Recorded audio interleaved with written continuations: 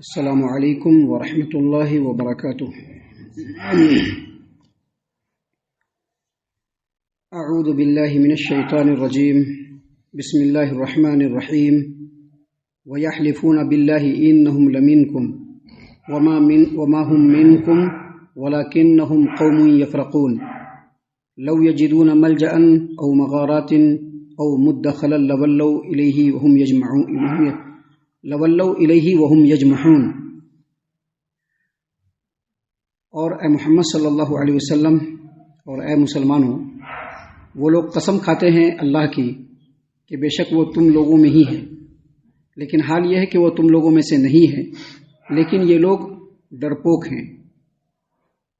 اگر یہ لوگ کوئی پناہ گاہ پالیں یا زمین یا پہاڑوں کے غار کو پالیں یا زمینوں میں کوئی سرنگ پالے تو تیزی سے دوڑ کر اس میں چھپ جائیں۔ محترم سامعین کرام، سورۃ التوبہ سورہ نمبر 9 اور اسی سورت سے آیت نمبر 56-57 یعنی 56 اور 57 سورۃ التوبہ کی یہ دو آیات آپ کے سامنے تلاوت کی گئی اور دونوں آیتوں کا ترجمہ بھی آپ کی خدمت میں پیش کیا گیا۔ سامعین کرام، ان آیتوں کے اندر اللہ تبارک و تعالیٰ نے اپنے پیارے رسول محمد عربی صلی اللہ علیہ وسلم کو منافقوں کا ڈر اور ان کا خوف اور اندرونی طور پر جو ان کی دہشت ہے اللہ تعالیٰ نے ان کو بتلایا ہے۔ سامعین کرام، اللہ تبارک و تعالیٰ نے فرمایا کہ یہ منافقین وَيَحْلِفُونَ بِاللَّهِ إِنَّهُمْ لَمِنْكُمْ، اور یہ لوگ قسم کھا کر کے کہتے ہیں کہ مسلمانوں ہم تم ہی لوگوں میں سے ہیں، لیکن حال یہ ہے کہ وہ تم لوگوں میں سے نہیں۔ اللہ نے کیا فرمایا؟ وَمَا هُمْ مِنْكُمْ، یہ تم لوگوں میں سے نہیں ہے، وَلَكِنَّهُمْ قَوْمٌ يَفْرَقُونَ، لیکن یہ لوگ ڈرپوک ہیں۔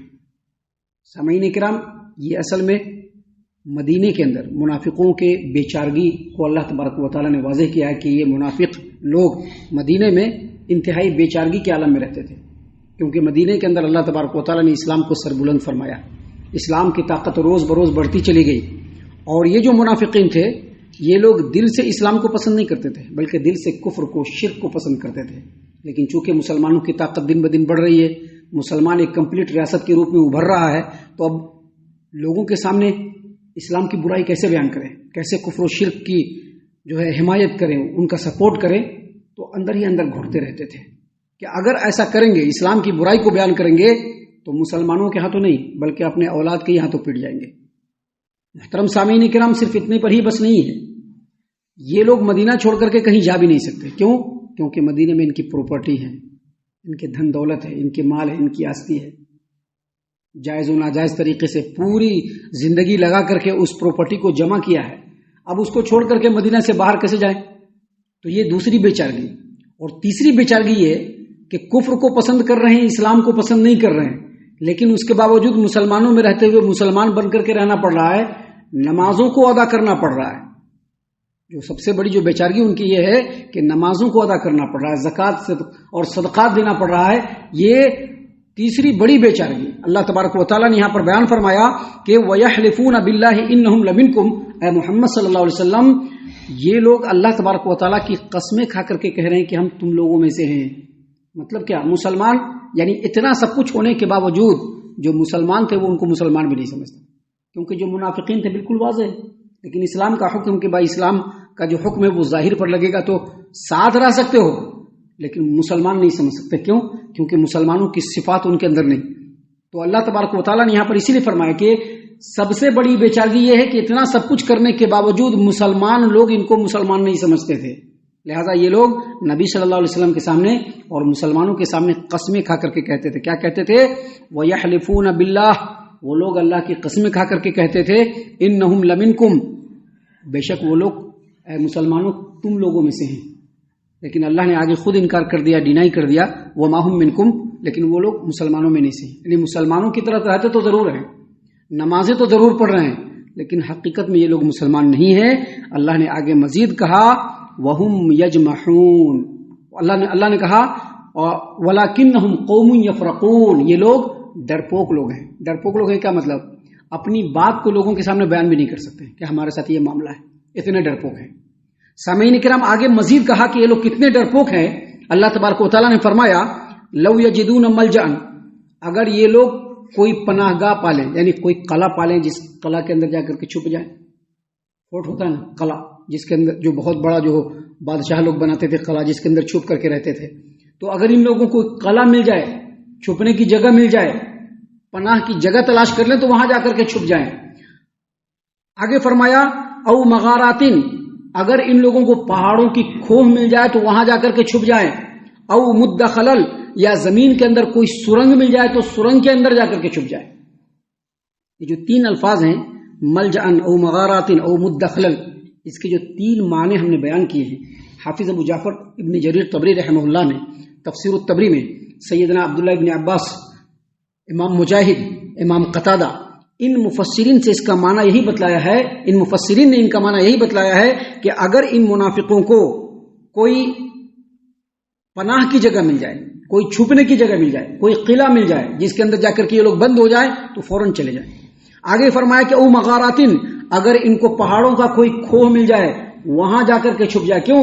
کیونکہ مدینے کے اندر ان لوگوں کے جیسے جو پریشانی تھی ویسی پریشانی، حالانکہ کوئی پریشانی نہیں، لیکن منافقت ایسی چیز ہی ہوتی ہے کہ مسلمانوں میں اگر رہنے کی بات آ جائے تو بہت پریشانی ہونے لگتی ہے کہ کیسے رہ سکتے ہیں. سامعین کرام، اللہ تبارک و تعالیٰ نے فرمایا کہ لو یجدون ملجأن، اگر ان لوگوں کو چھپنے کی کوئی جگہ مل جائے، او مغاراتن، یا پہاڑ میں کوئی کھوہ مل جائے، او مدخلن، یا ان کو زمین کے اندر کوئی سرنگ مل جائے، لولوا الیہ ہم یجمعون، تو یہ لوگ دوڑتے ہوئے جلدی سے جلدی وہاں جا کر کے چھپ جائے. مطلب کیا؟ مطلب یہ کہ جس طرح سے یہ لوگ مدینے کے اندر رہ رہے ہیں اور مدینے کے اندر اللہ تبارک و تعالیٰ مسلمانوں کو جس طرح سے ترقی دے رہا ہے، یہ ترقی ان لوگوں کو ایک آنکھ نہیں بھا رہی ہے. کیسے مسلمان اتنی ترقی کر رہے ہیں؟ اب اس چیز کو نہیں دیکھیں اور یہاں سے کیسے ہٹ جائیں بول کر کے، اگر ان لوگوں کو کوئی ایک چھوٹی سی بھی جگہ ملے، تنگ سے تنگ جگہ مل جائے، چھپنے کی کہیں پر بھی جگہ مل جائے، یہ لوگ فوراً بھاگ کر کے چلے جائیں. سامعین کرام، یہ جو آیات ہیں، ان آیتوں کے اندر اللہ تبارک و تعالیٰ نے منافقین کی صفات کو بیان فرمایا. آگے جو آیات آ رہے ہیں ان آیتوں میں بھی اللہ تبارک و تعالیٰ نے منافقین کی صفات کو بیان فرمایا ہے، اور اس سے پہلے کئی آیات ہم نے آپ کے سامنے پیش کیے ہیں، ان آیتوں میں بھی اللہ تعالیٰ نے منافقین کی صفت کو بیان فرمایا ہے.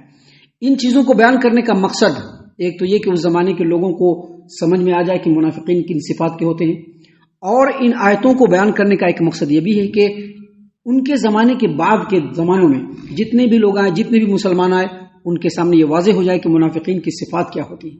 اور اس کا سب سے بڑا مقصد یہ کہ اگر کسی بھی انسان کے اندر اس طرح کی صفات ہوں تو اس طرح کی صفات سے فوراً اپنے آپ کو آزاد کرنے کی کوشش کریں. ہم اللہ سے دعا کرتے ہیں کہ اللہ تعالی ہم تمام کو ان تمام باتوں کے اوپر خوب غور و فکر اور تدبر کرنے کے ساتھ ساتھ ان باتوں کے اوپر عمل کرنے کی بھی توفیق عنایت فرمائے. آمین.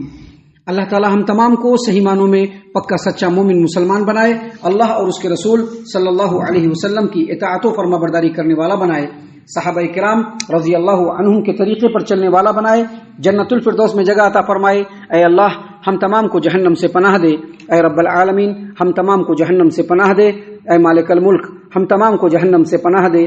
آمین یا رب العالمین. وما علینا الا البلاغ المبین. تبارك الذي نزل الفرقان على عبده ليكون للعالمين نذيرا.